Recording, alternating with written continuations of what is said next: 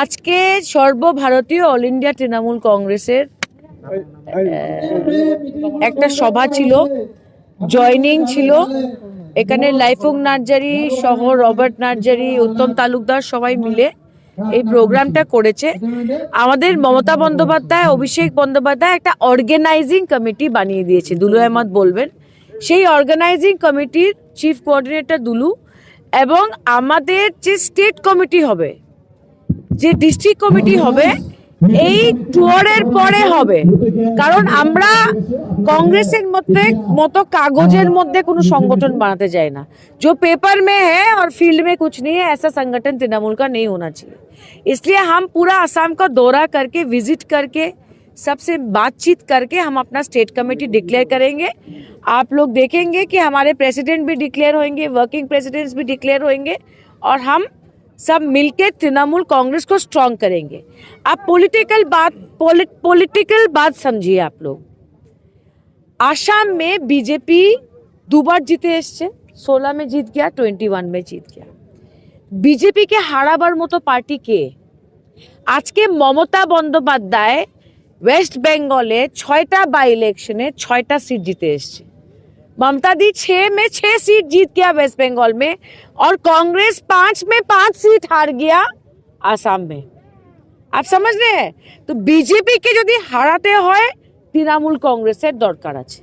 কিন্তু মমতা দি, অভিষেক দি চান যে আমাদের সংগঠনটা শক্তিশালী হবে, যেটা আগে হয়নি, আমরা এখন করব।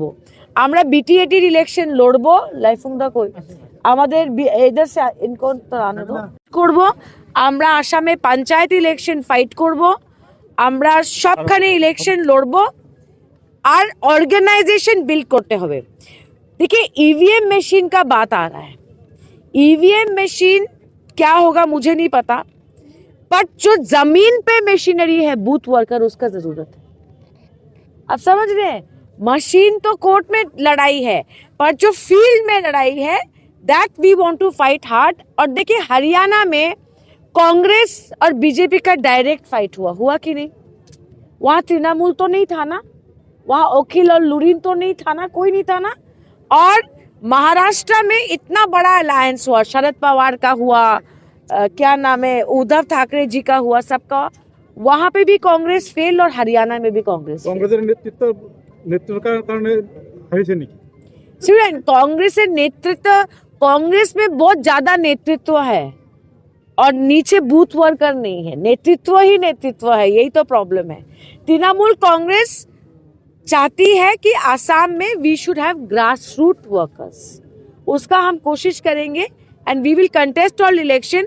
एंड আমি রিকোয়েস্ট করছি বিটিএডির জনতাকে, যে আপনারা বিপিএফ কেও দিয়েছেন, ইউপিপিএল কেও দিয়েছেন, कांग्रेस से तो बेशी एग्जिस्टेंस নাই, কিন্তু तृणमूल कांग्रेस এবার লড়বে। देखिए, 2012 में यहाँ बहुत प्रॉब्लम हुआ था, आपको याद है? तब कांग्रेस का सरकार था कि नहीं? তখন সরকার ছিল, সবাই ক্যাম্পে ছিল, রাহুল গান্ধী এসেছিল, কিন্তু কত মন্ত্রীরা আসলো গেল, বাট কোনো সলিউশন নেই। সেম প্রবলেম আছে আজকে বিটিএডিতে, কোনো সলিউশন হয়নি। তো সরকার তো তখন কংগ্রেসের ছিল, কি সলিউশন আছে? আমিও এসেছিলাম রাহুলজির সঙ্গে। সো দ্য কোয়েশ্চেন ইজ, মানুষকে নতুন চিন্তা করতে হবে।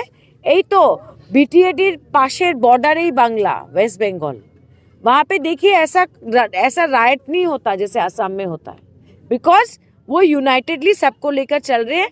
आप लोग तैयार? It is 100% sure we are contesting BTAD elections.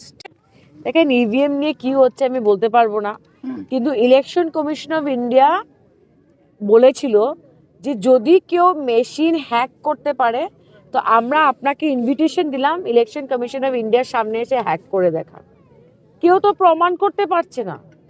আচ্ছা, সোরেন কিভাবে ঝাড়খণ্ডে জিতলো?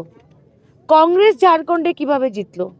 মমতা বন্দ্যোপাধ্যায় বেঙ্গলে কিভাবে জিতছে? স্টালিন তামিলনাড়ুতে কিভাবে জিতছে? वहां पर भी तो ईवीएम मशीन ही है ना। तो आप क्या बोलोगे? এটা একটা প্রবলেম, বিকজ এখন দিল্লিতে যদি আম আদমি পার্টি জিতে সরকার করে, তখন ईवीएम मशीन के কিভাবে চ্যালেঞ্জ করবে? गए ना शपथ लेने, जब सोरेन जी शपथ लिया, राहुल जी गए ना, রাহুল গান্ধী গেছিলেন কিনা, মমতা দিও গেছিলেন, তেজস্বীও গেছিলেন। তো এই ইভিএম মেশিন দিয়েই তো হেমন্ত সোরেন মুখ্যমন্ত্রী হলো ঝাড়খণ্ড। सो बी क्लियर, आइदर सब लोग बोलिए कि हम ईवीएम मशीन नहीं मानते। বর্তমান অসমত মূল ইস্যু দেখা গৈছে যে গো মাহক লৈ এটা বিতৰ্কমূলক পৰিস্থিতিৰ সৃষ্টি হৈছে, এই ক্ষেত্ৰত কি ক'ব? আসামে শর্মার কারাপশন এছাড়া কোনো ইস্যু নেই।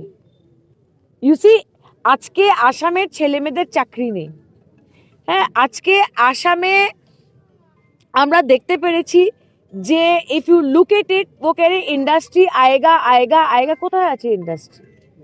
আজকে তো অনেক মানুষরা বলছিল বসুন্ধরা, আজকে বসুন্ধরা কারা পাচ্ছে? একটা পুরো কমিউনিটি পাচ্ছে না।